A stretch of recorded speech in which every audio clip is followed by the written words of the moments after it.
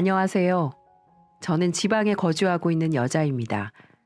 유튜브를 통해 가끔 황당하고 어처구니 없는 사연들을 들으면서 세상에 나 혼자 이런 일들을 겪는 게 아니구나라고 위안을 삼다가 이번에는 여러분들에게 제가 겪은 일을 소개해 드릴까 하고 이렇게 사연을 쓰게 되었습니다.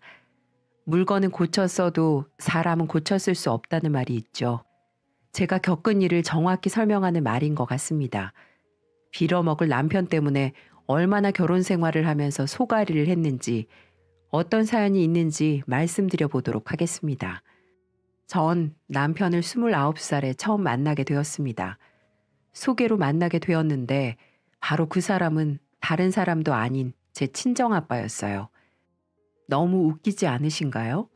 친구도 직장 동료도 아닌 친정아빠가 소개해줬다고 하니 이해가 가질 않으시죠?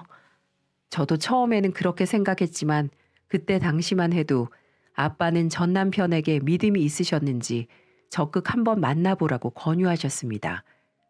지연아, 너 혹시 요즘 만나는 남자는 있니? 그런 걸 왜 물어? 있어도 말 안 할 거야. 어허, 그러지 말고 아빠가 진지하게 묻는 거야. 너 혹시 만나고 있는 남자가 있어? 아니, 일하느라 바빠서 남자 만날 시간이 어디 있다고. 왜? 아빠가 잘생긴 총각이라도 소개해 줄 거야? 그래? 그럼 이 사람 한번 만나볼래?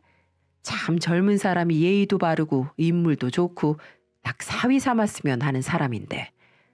어머, 진짜 소개해 주려고? 아니야, 괜찮아. 너무 부담스러워. 내가 남자 못 만날까 봐 이러는 거야? 나 인기 많아. 그러지 말고 한 번만 만나봐. 아빠가 큰 신세를 진 사람이야. 아빠가 언제 너에게 부탁 같은 거 하든 눈 딱 감고 아빠 봐서 한 번만 만나봐. 왜? 아빠가 이 사람한테 무슨 신세를 졌다고 그러는 거야? 아빠 혹시 이 사람한테 돈 빌렸어? 아님 약점이라도 잡힌 거야? 그게 아니라 몇 달 전에 아빠 일하다가 허리 다친 거 너도 알지? 그때 회사에서 산재 받을 수 있도록 힘써준 사람이야. 이 사람 아니었으면 꼼짝없이 한 푼도 못 받고 직장에서 나올 뻔했잖아. 아, 그때 산재로 인정받기 힘들다고 아빠가 말했을 때? 아, 그래도 부담스러운데. 진짜 만나야 해? 이렇게까지 해야 되는 거야? 아빠랑 피 한 방울 안 섞인 남인데 그때 어찌나 발벗고 여기저기 뛰어다니면서 열심히던지 참 고마운 사람이야. 한 번만 만나봐. 인물도 좋다니까. 아빠의 간곡한 부탁으로 할 수 없이 저는 그 남자를 만나러 자리에 나가게 되었는데 하필 그날은 제가 일이 늦게 끝나는 바람에 1시간이나 지각을 하고 말았습니다. 죄송합니다. 제가 많이 늦었죠. 갑자기 퇴근 시간에 일이 생기는 바람에 정말 죄송합니다. 괜찮아요. 올 때 차 많이 막혔죠? 배고프시겠다. 일단 밥부터 먹으면서 이야기해요. 초면에 지각까지 해서 기분이 상하지는 않았나 눈치를 살피는데 그 남자는 얼굴 하나 찌푸리지도 않고 오히려 제 걱정을 하는 모습이 참 멋지더군요. 그리고 솔직히 아빠 말을 믿지 않았었는데 얼굴도 훤칠하게 시원한 느낌을 주는 훈남이었어요. 자칫 불편할 수도 있는 자리였는데 남편은 시종일관 저를 배려하면서 분위기를 이끌어갔어요. 제가 낯을 좀 가리는 편인데도 불구하고 그 자리에서는 편하게 앉아 이야기를 하고 있더라니까요. 몇 번의 만남이 더 있고 난 후 아빠의 바람대로 저희는 연인이 되었습니다. 젊은 남녀가 서로 끌리는데 불타는 연애가 시작되는 건 당연하겠죠. 저도 정말 오래간만에 하는 연애라 남편과 함께하는 모든 것들이 모두 설레고 즐거웠습니다. 더구나 남편은 여자를 잘 알았어요. 제가 뭘 원하는지 뭘 싫어하는지를 꿰뚫고 있는 사람처럼 보였습니다. 데이트 코스나 선물 등등 제가 딱 원하는 것들을 준비해 오니 어떻게 이 사람을 사랑하지 않을 수 있겠어요. 제가 원래 결혼에 대해서는 많이 비관적인 편이었는데 남편과의 연애가 길어질수록 제가 더 결혼을 원하게 되어버렸죠. 9개월이 지났을 때부터 저는 남편을 조금씩 찔러보았습니다. 결혼에 대해서 어떻게 생각하는지를 말이죠. 상훈 씨, 요즘에 아파트 정말 많이 짓더라. 나중에 우리 결혼하게 되면 어떤 아파트 들어갈지 궁금하지 않아? 상훈 씨는 어디 동네에서 살고 싶어? 아파트? 아, 글쎄, 우리 조금 더 만나면서 돈 열심히 모으면 좋은 곳에 들어가지 않을까? 동네는 어디든 상관없지. 아, 그렇지. 돈을 모아야지. 그래도 우리 나이도 있는데, 그렇지. 나는 30살, 상훈 씨는 35살. 상훈 씨 친구들은 다 결혼했지? 결혼한 친구도 있고, 안 한 친구도 있지. 근데 결혼한 친구들 보니까 좀 그렇더라. 서로 더 잘 살려고 한 결혼인데, 막상 결혼하고 나니 지지고 볶고 싸우는 게. 그거야, 그런 사람들도 있는 거지. 내 주위에 있는 친구들은 다 잘 살던데. 우리도 결혼하고 나면 싸우게 되려나? 결혼을 하고 난 후라 아직 한참 뒤 일이라 상상이 안 되는걸? 아휴, 머리 아프게 그런 거 생각하지 말고 지금 서로에게 더 집중하자. 알겠지? 제 생각과는 달리 남편은 아직 결혼 생각이 없어 보였습니다. 연애를 시작한 지 1년도 되지 않아 결혼 이야기를 꺼내는 제가 좀 서두르고 있다는 건 잘 알지만 그래도 서운한 건 어쩔 수 없었어요. 번듯한 직장도 있고 혼기도 찬 나이인데 제 생각에는 서로 마음만 먹으면 결혼할 수도 있다고 생각을 하거든요. 남편은 저와는 달리 결혼 문제에 대해서는 소극적인 게 너무 섭섭했어요. 그래도 결혼이라는 게 나 혼자 좋다고 할 수 있는 건 아니라 좀 더 기다려보기로 했어요. 그러다 보니 3년이 지났네요. 네, 3년이요. 저는 33살이고 남편은 38살로 곧 40을 바라보고 있었습니다. 그래도 남편은 결혼 이야기를 절대 꺼내지 않았습니다. 심지어 남편의 부모님도 뵌 적이 없었어요. 이렇게 연애만 하다가 헤어지게 되면 제 인생은 어떻게 되는 건가 라는 걱정이 매일매일 제 숨통을 조여왔어요. 아빠도 결혼을 안 할 거냐며 다그치기 시작하고 더 이상은 넋놓고 기다릴 수 없어서 남편에게 선전포고를 했습니다. 당장 부모님께 저를 인사시켜주고 결혼 이야기를 진지하게 할 건지 아니면 이대로 헤어지던지 둘 중 하나를 선택하라고 했어요. 그래, 알겠어. 그럼 3일만 기다려줄래? 나도 정리를 해야 할 일이 있어. 그럼 3일 뒤에 연락할게. 지금 이 자리에서 말하면 되지. 3일씩이나 기다려야 해? 무슨 정리를 한다는 거야? 꼭 다시 연락할게. 3일만 기다려줘. 나 믿지? 참, 기다리다가 지쳐서 정말 어렵게 용기 내서 꺼낸 말이었는데 다시 기다려야 하는 처지가 되다니. 달리 선택지가 없던 저는 집으로 돌아가 남편의 연락을 눈이 빠져라 기다렸습니다. 꼬박 3일째가 되던 날 저녁, 드디어 남편에게 연락이 왔습니다. 집 앞에 왔으니 잠깐 나와보라는 전화. 우리 결혼하자. 마음고생 많았지? 이제 내가 평생 행복하게 해줄게. 미안해 지영아. 우리 이번 주 주말에 부모님께 인사드리러 가자. 괜찮지? 헐레벌떡 뛰어나온 저를 마주하며 남편이 한 말이었습니다. 그동안의 마음고생이 사르르 녹아 사라졌죠. 저희는 다른 사람들보다 늦은 만큼 결혼 준비를 빠르게 시작했습니다. 시부모님께서도 어찌나 좋으신 분이던지 우리 아들 장가 못 갈 줄 알았는데 갈 수 있게 되었다며 저를 많이 예뻐해 주셨습니다. 저희 아빠도 무조건 쌍수 들고 환영이었죠. 아이고, 드디어 자네가 우리 사이가 되는구먼. 고맙네, 고마워. 우리 지영이 잘 부탁하네. 내가 힘이 될 수 있는 건 뭐든지 해줄 테니 아무 걱정하지 말고 결혼 준비나 잘하게. 어르신, 아니 장인어른 감사합니다. 지영이는 제가 이제부터 책임지겠습니다. 앞으로 지내면서 정말 효도할게요, 장인어른. 효도는 무슨, 가끔 안부 전화만이라도 해주면 나는 족하네. 그러지 말고 우리 술이나 한잔 할까? 지영아, 술 좀 꺼내오너라. 그날 저희 아빠와 남편은 술이 진탕이 되도록 마셨어요. 남편한테 술을 따라주는 아빠의 표정이 어찌나 밝던지 괜스레 코끝이 찡하더라고요. 양가 부모님께 인사를 드린 후 저희의 결혼식은 일사천리로 준비가 되어갔습니다.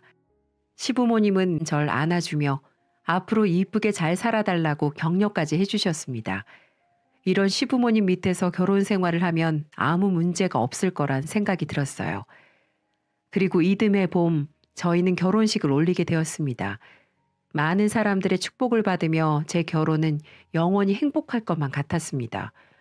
이제는 혼자가 아닌 둘이 되었으니 더 열심히 살아야겠다고 다짐도 했었고요. 하지만 제 마음이 너무 과했던 걸까요? 그런 제 마음은 단 하루 만에 유리창처럼 깨지고 말았습니다. 결혼식을 올리고 바로 다음 날이었습니다. 띵동, 띵동. 누구지? 아빠인가? 여보, 누구 올 사람 있어? 아니, 내가 나가볼게. 남편은 현관 쪽으로 가서 문을 열었고 곧이어 우당탕 하는 소리가 들려왔습니다. 저는 화들짝 놀라 침대에서 일어나 현관으로 뛰어나갔죠. 그곳에는 처음 보는 여자가 서 있었습니다. 전 그 여자를 마주친 순간 남편의 제가 몰랐던 과거를 알고 충격을 받고 말았습니다. 이건 놔, 나쁜 새끼야. 너 내가 이대로 끝낼 줄 알았지? 천만에. 내가 너 결혼 망쳐버릴 거야. 미쳤어? 당장 안 나가? 여기가 어디라고 오는 거야? 아, 쟤구나. 나 버리고 택한 여자가 쟤야? 내가 네 뒷조사하고 다닌 거 몰랐지? 너 혼인빙자 간음죄로 고소할 거야, 이놈아. 쟤도 네가 나랑 쟤 둘 놓고서 저울질하다가 결혼한 거 알아? 그건 말 안 했지? 그럼 내가 말해줘야겠네. 당장 안 놔? 갑작스럽게 찾아온 여자를 보고 저는 어안이 벙벙해서 경찰을 부르겠다고 소리쳤어요. 누구세요? 지금 남의 집에서 뭐 하시는 거예요? 경찰 부를 거예요. 경찰은 내가 불러야지. 너 이 자식이랑 얼마나 만났어? 나보다 오래됐어? 나 이 자식이랑 7년 만났어. 넌 몰랐지? 참나 기가 막혀서. 이 자식 완전 쓰레기야. 네? 우리 상훈 씨가 누굴 만나요? 이상한 소리 할 거면 그만 조용히 나가주세요. 상훈 씨가 그 여자의 멱살을 잡고 따귀를 날렸습니다. 그 여자는 더욱 이성을 잃어서는 온갖 욕지거리를 내뱉으면서 저와 남편을 저주했고 남편은 그 여자를 따귀를 때리고 발로 걷어차면서 현관 밖으로 끌고 나갔어요. 저는 처음 보는 남편의 모습에 너무 놀랐고 지금 이 상황을 이해하려고 애썼습니다. 잠시 뒤 상훈 씨가 집으로 돌아왔어요. 그리고 제 앞에 무릎을 꿇었습니다. 미안해. 예전에 잠깐 만났던 여자인데 헤어지고 나서 계속 쫓아다니면서 괴롭히네. 진짜 미안해. 그럼 결혼 전에 정리해야 할 일이 있다는 게 저 여자였어? 진짜 미친 거 아니야? 왜 날 속였어? 7년? 7년이면 나 만나기 전부터 만난 여자라는 거잖아. 진짜 당신 제정신이야? 아니야. 너 만날 때는 헤어졌었어. 믿어줘. 정말 속일 생각은 없었어. 저 여자가 말이 통해야지. 너도 봤잖아. 제정신 아닌 거. 한 번만 나 믿고 그냥 넘어가 주라. 어제까지만 해도 수많은 지인들과 친구들 그리고 눈물을 글썽이는 아빠에게 결혼 축하를 받았었는데 이런 까무러칠 만한 일이 제게 벌어지다니 여러분들도 남편이 하는 말이 거짓말이라는 거 뻔히 보이시죠? 저도 거짓말인 걸 알면서도 그냥 그 거짓말을 믿고 싶었습니다. 되돌리기에 너무 일을 많이 버렸으니까요. 어쩔 수 없이 전 남편의 말을 믿기로 했고 과거의 일이니 묻지 않기로 했습니다. 그게 제 인생의 최악의 실수가 될지는 꿈에도 몰랐습니다. 결혼 생활은 평탄했습니다.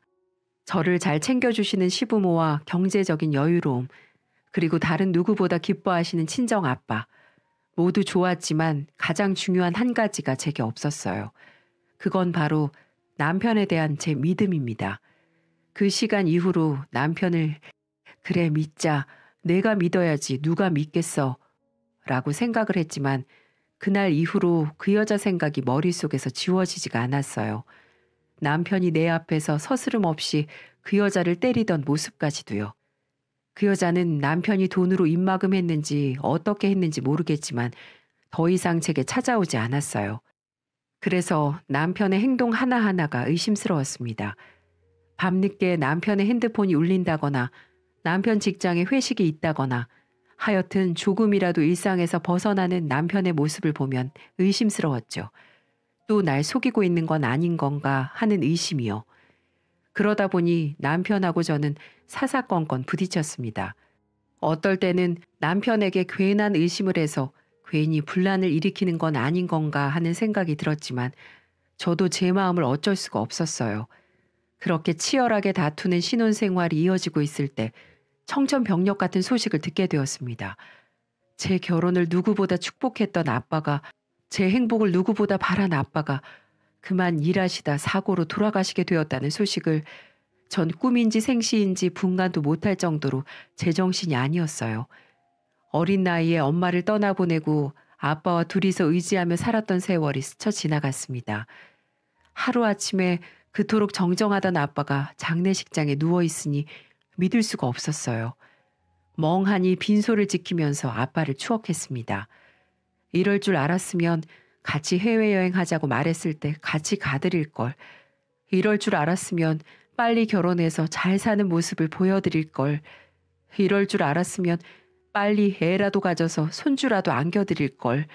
온갖 투회를 하면서 빈소를 지키고 있을 때 남편은 제 곁에 없었습니다. 미안해. 진짜 내가 꼭 빈소를 지켜야 하는데 지금 상황이 하필 이럴 때 돌아가셔서는. 뭐라고? 당신 미쳤어? 널 그렇게 예뻐하던 우리 아빠가 돌아가셨다고. 근데 장례식장에 참석을 못하겠다는 게 말이 돼? 사위라고는 당신밖에 없는데 제정신이야? 그게 꼭 출장을 가야 돼. 이번에 진급이 달렸다고. 내가 장인어른께서 이맘때쯤 돌아가실 거라고 알고 있었니? 내가 말했잖아. 하필 상황이 중요할 때 돌아가신 거라고. 진급? 상황? 참나 기도 안 차네. 됐어. 꺼져. 너 같은 사위는 우리 아빠한테도 안 필요해. 너 이번에 장례식 끝나면 이혼이야. 이혼. 출장을 가든지 놀러를 가든지 당장 꺼져. 가족이라고는 저와 아빠밖에 없는데 저 혼자 그 넓은 빈소를 지켜야 하는 처지가 기가 막혀서 말도 안 나왔습니다. 그나마 아빠가 살아생전에 워낙 발이 넓으셔서 얼굴도 모르는 아빠의 지인분들이 많이 도와주셨어요. 저 대신에 음식도 나눠주시고 뒷자리도 정리해주시고 참 아빠가 좋은 삶을 살다 가셨다는 게 느껴지더라고요. 시간은 빠르게 지나 발이 나는 날이 되었습니다. 몇 번인가 남편에게서 전화가 왔지만 화가 나서 받지 않았더니 이틀째부터는 전화 한 통 없었죠. 오히려 시부모님들께서 어제부터 저를 대신해 온갖 뒤치다꺼리를 해주셨어요. 어찌나 고맙던지 오전 7시가 되어 관을 차로 옮기고 장례식장을 떠나 화장터로 이동했습니다. 며칠을 제대로 잠도 못 잤더니 어찌나 피곤하던지 저도 모르게 차 안에서 꾸벅꾸벅 졸고 말았어요. 차가 서는 느낌을 받고 전 잠에서 깨어났습니다. 일어나 보니 휴게소더라고요. 화장실이 급한 사람, 담배를 태우기 위해 일어나는 사람들 틈으로 저도 몸이나 풀까 하고 자리에서 일어나 버스에서 내렸습니다. 그렇게 휴게소에서 내려서 화장실 좀 다녀올까 하고 내렸는데 가는 도중 낯익은 차를 발견하고 말았습니다. 그건 바로 남편 차였어요. 남편 차는 뒤에 번호판이 6999라 쉽게 알아볼 수 있었습니다. 전 출장 간다는 사람이 이른 오전에 왜 휴게소에 있지? 아직 출장이 남았는데 집에 갔다가 다시 나가는 길인가? 전화기를 들어 남편에게 전화를 걸려는 순간 시아버님이 제게 다가오더군요. 까, 무슨 일이니? 왜 여기서 멀뚱 서 있는 거야? 어디 몸이 안 좋아? 아버님, 그게 아니라 저 차, 우리 남편 차인 것 같은데 맞죠? 상훈이 차? 가만히 있어보자. 맞네. 우리 상훈이 차. 상훈이가 따로 오고 있었니? 이 녀석이 아비가 전화할 땐 받지도 않고. 아니에요, 아버님. 남편은 분명 출장 갔다고 했는데 저기에 누구 한 명 더 있는 것 같은데. 아버님의 말씀이 채 끝나기 전에 차로 성큼성큼 걸어가셨습니다. 저도 아버님을 따라 차로 향했어요. 아버님이 차 옆에 서서 크게 숨을 들이쉬더니 차 문을 휙 하고 열어젖혔죠. 차 문은 잠겨 있는지 열리지 않았습니다. 아버님이 거칠게 문고리를 흔들었어요. 그러다 문고리를 흔들다 말고 이제는 주먹으로 차 유리를 치고 계셨어요. 한참을 그렇게 두드리니 주변 사람들도 웅성웅성거리기 시작했고 차 안에서 그 소리를 들었는지 갑자기 시동이 걸렸습니다. 그리고는 천천히 앞으로 차를 출발시키더군요. 아버님은 차 본넷 위로 올라가 소리치기 시작했습니다. 야, 안 나와? 네가 제정신이니? 너, 네 마누라 얼굴을 어떻게 보려고? 당장 나와! 결국 아버님의 행동에 차는 멈췄고 차 문이 열렸습니다. 그리고 남편이 나타났죠. 야, 이 새끼야. 네가 정말 미쳐도 단단히 미쳤구나. 너 천벌받아. 알아? 아버지, 진짜 그런 거 아니에요. 어제 새벽에 집에 갔다가 다시 출장을 나가는 길인데 하필 이런 곳에서 마주쳐서 저도 당황했다고요. 회사? 출장? 니네 구청은 주말에도 출장 다니니? 어떻게 네 장인어른 장례식에 참석도 안 하고 여기서 이러고 있어? 내가 구청에 전화해봐야겠다. 정말 네가 이 주말에 이 쉬는 날에 출장을 간 게 맞는지. 만약에 그게 거짓이라면 넌 내 자식도 아니야. 난 널 그렇게 키우지 않았어. 손바닥으로 하늘이 가려질 줄 아니? 누가 네 말을 믿겠어? 그리고 옆에 있는 저 아가씨는 누구니? 저 아가씨도 같이 출장 가니? 이 애끼 나쁜 놈아. 넌 사람 새끼도 아니야. 아, 저희 회사 동료인데 같이 출장 갔었어요. 오해하지 마세요. 진짜 그런 거 아니에요. 오라, 같은 회사 동료? 같이 출장을 다녀와? 그렇게 당당하면 왜 문을 안 열었어? 대답해봐. 그거야 지금처럼 오해를 하실까봐 그랬죠. 아가씨, 말해봐요. 이 자식이랑 무슨 사이예요? 아가씨에게는 뭐라 안 할 테니까 솔직히 말해줘요. 여기 우리 며느리인데 같은 여자로서 이 상황이 말이 된다고 생각해요? 죄송합니다. 남편과 함께 있던 여자는 떨리는 목소리로 죄송이라는 말을 내뱉었고 저는 그 말을 듣는 순간 제정신이 아니었습니다. 저는 미친 듯이 소리를 지르고 주위에 놓여있는 벽돌을 집어 남편 차 유리로 던져버렸어요. 진짜 넌 쓰레기야. 그때 그 여자 말을 들었어야 했어. 우리 당장 이혼이야. 그리고 위자료는 넉넉히 준비해놔야 할걸? 여기 있는 모든 사람이 증인이고 내가 너 핸드폰으로 다 찍었어. 여보, 그게 아니라니까. 그만 의심 좀 해. 내가 숨을 쉬고 살 수가 없어. 숨을 쉬고 살아? 난 너 때문에 결혼식 날 이후로 잠을 제대로 잘 수가 없었어. 넌 의심이라고 말하지만 네가 지금 어떤 꼴인지 보라고. 이래도 내가 의심을 하는 거야? 상식적으로 생각해봐. 세상에 어느 회사가 배우자 부모가 돌아가셨다는데 일을 시켜? 너 회사에 말은 한 거야? 아니면 말하고 저 여자랑 신나게 놀러 다닌 거니? 차 안에서 역하고 더러운 냄새가 진동을 하는데도 거짓말이야? 아버님, 어머님, 저 이 사람과 이혼할래요. 저 아버님, 어머님께 말씀은 안 드렸지만 결혼 전부터 이 남자 만나는 여자 있었대요. 저랑 저울질을 했다나 뭐래나 저 이런 사람이랑 더 이상 못 살겠어요. 미안하구나. 이 시애비가 입이 10개라도 너에게 할 말이 없다. 아들 잘못 키운 내 잘못이지. 정말 너를 잡을 명분도 없구나. 저희를 지켜보던 사람들이 남편에게 한마디씩을 던졌습니다. 아이고, 저 집 아들은 참 미쳤구나. 어떻게 장인어른 장례를 치르는데 딴 여자랑 놀아나? 아유, 참 저 집 며느리가 불쌍하네. 저는 아빠의 장례식을 마친 뒤 바로 이혼 소송을 신청했습니다. 남편은 마지막까지 울고 불고 제게 바람이 아니라고 변명을 늘어놓았지만 이미 전 남편에게 남아있는 정이 모두 떨어져 버렸습니다.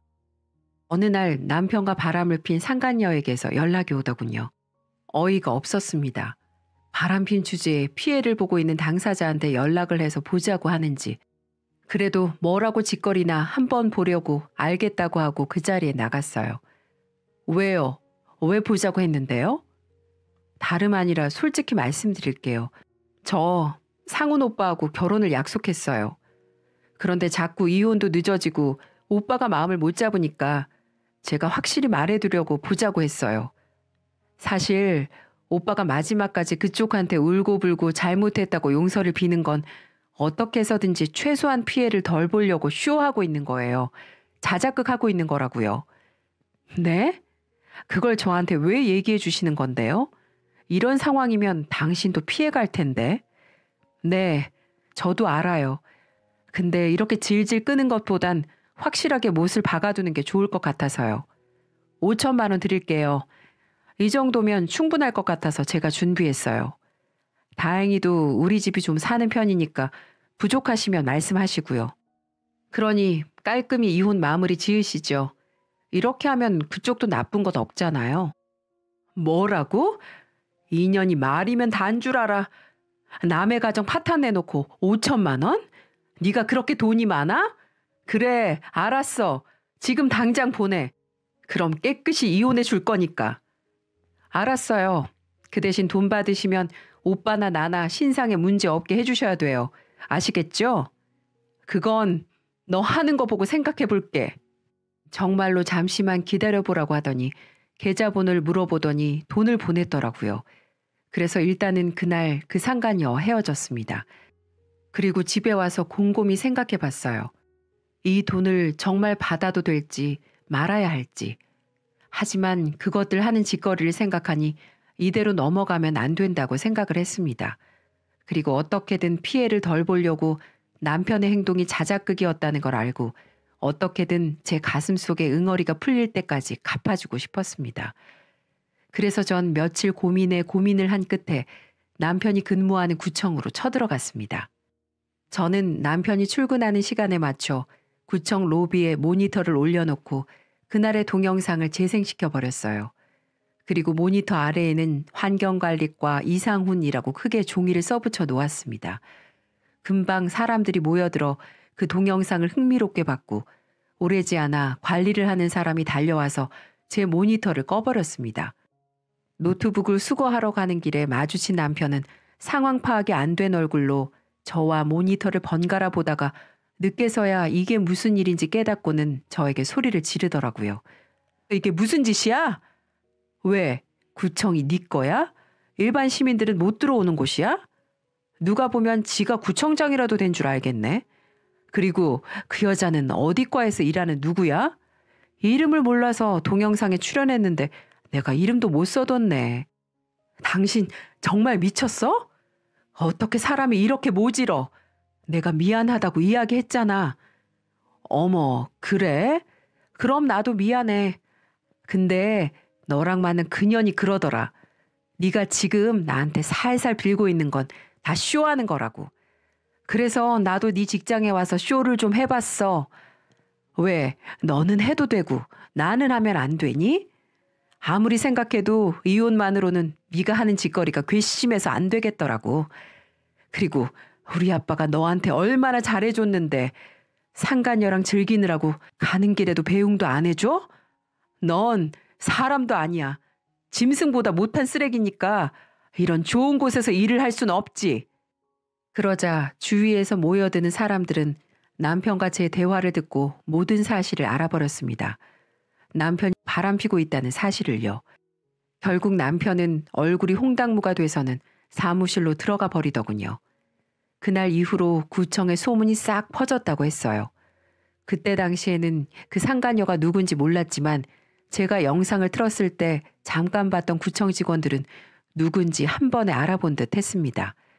남편과 한 공간에서 일하는 구청 직원이었습니다. 그래서 가정 있는 남자를 꼬셨다고 소문이 안 좋아지기 시작했다고 하더군요.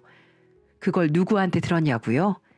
바로 그 당사자인 상간녀 그년한테 들었습니다. 야, 5천만 원 주면 깨끗이 이혼해 준다며? 우리 신상에도 문제 없게 해준다며? 뭐? 인연이 뭐라고 짓거리는 거야? 난 그런 적 없는데? 생각해 본다고 했지. 내가 너한테 네, 알겠습니다. 그런 적 있니? 아무리 생각해도 너네들 괘씸해서 안 되겠더라고.